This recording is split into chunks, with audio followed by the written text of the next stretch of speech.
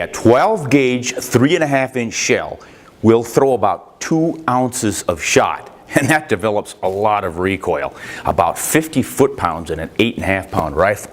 But if you want to experience real recoil, you need to check out Winchester's single shot 4 gauge shotgun. This thing would throw 4 ounces. 4 ounces of lead in one shot? That had to hurt. Oh, I can imagine. And imagine that this gun's also 19.5 pounds. That's about 20% of my body weight. So it probably hurts to carry it. It hurts to shoot it. We like keeping it on display. But I'd never heard of a Winchester single shot 4 gauge shotgun. When was this made? So this was actually made around the 1880s, and what they were doing, there was an imported gun. So actually England made this gun, and they imported it, and they used the Winchester's name for it. And so it was a fairly limited run, because Winchester wanted to make sure that if they were making the firearms, that it was coming from their factories. And so they did do this experiment, and this gun particularly belonged to Thomas Bennett, which was Oliver Winchester's son-in-law and the second president of Winchester Repeating Arms. Personal. Now that would not have been used for sports shooting ducks in the air, I wouldn't imagine. Probably not. I can't imagine. Yeah. But, you know, Thomas Bennett did use it. Oh, sure. It's been a gun that is fired. Yeah, those big 4 gauges, they used them for commercial hunting, I know that, and they would have probably had it in a boat, resting on the gunnel,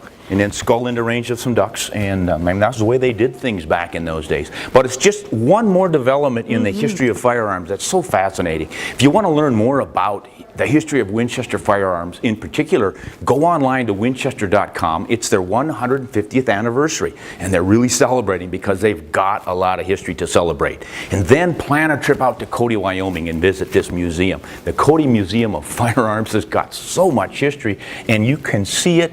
You don't get to play with them, though. You don't get to shoot them, but Ashely can tell you all the particulars. Oh, yeah, and there's some great stories behind that. And we're actually standing here in the Winchester Gallery, so a great place to be talking about the 150th. Yeah.